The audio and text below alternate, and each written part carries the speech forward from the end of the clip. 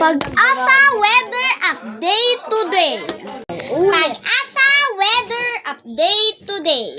Today, ang weather forecast ay malamig at tila malakas ang pagbugso ng hangin sa bandang Metro Manila, Calabarzon, Cavite, Laguna, Batangas, Rizal, Quezon. Pati naman din po sa bandang Laguna, Bicol Region at Parañaque. Sa Parañaque ay malakas ang pagbugso ng hangin. Ang pangalan nga ngayon ng bagyo ay Wilma. Si Wilma ay delikado, pinakadelikadong bagyo sa buong buhay nyo. Pag-asa weather update today. Dapat lagi kayong updated sa Pag-asa.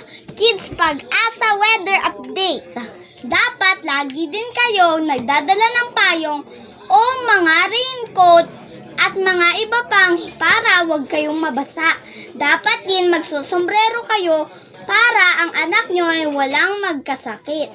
At dapat din pag nagbabagyo ay bumibili muna tayo ng mga pagkain at sapat na mga kuryente.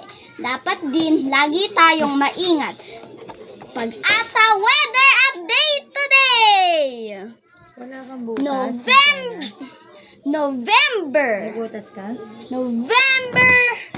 You mean December 4 na ngayon, malapit na. And Merry Christmas to Pag-asa weather update today.